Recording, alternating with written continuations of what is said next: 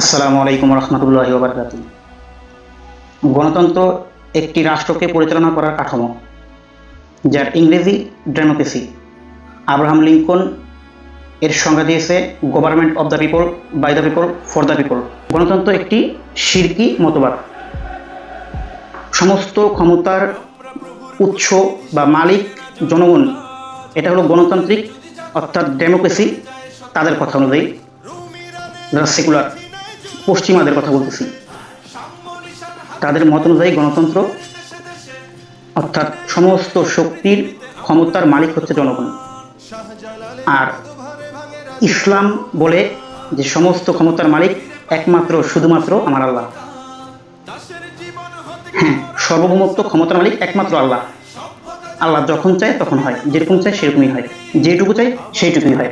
গণতন্ত্র এরকমভাবে দেশে দেশে প্রয়োগ করা হচ্ছে, যারা এটা নিয়ে একটু হালকা পাতলা ভাববেন, গবেষণা করবেন, তাহলে বুঝতে পারবেন যে এটা অন্য একটা ধর্ম, অন্য একটা সিস্টেম অনুযায়ী এটা আপনাকে পরিচালনা করতেছে। এটা আপনাকে, আপনার দেশকে পরিচালনা করতেছে তারা।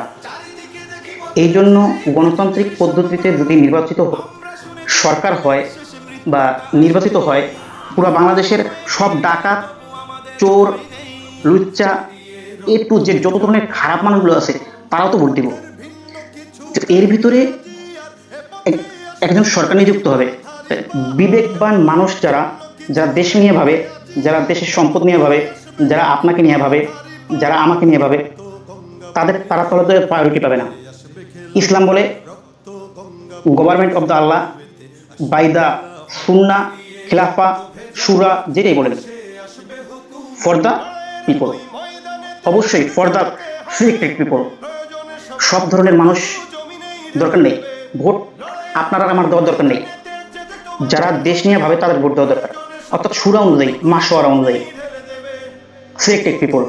যারা দিন সম্পর্কে, ইসলাম সম্পর্কে, দেশ সম্পর্কে বুঝে, দেশ সম্পর্কে ভাবে, দেশের কল্যাণের কথা সারা দিন রাত চিন্তা ফিকির করে, আপনাকে নিয়ে ভাবে, আমাকে নিয়ে ভাবে, তাদের ভোট বা তাদের খেয়াল, তাদের পরামর্শ।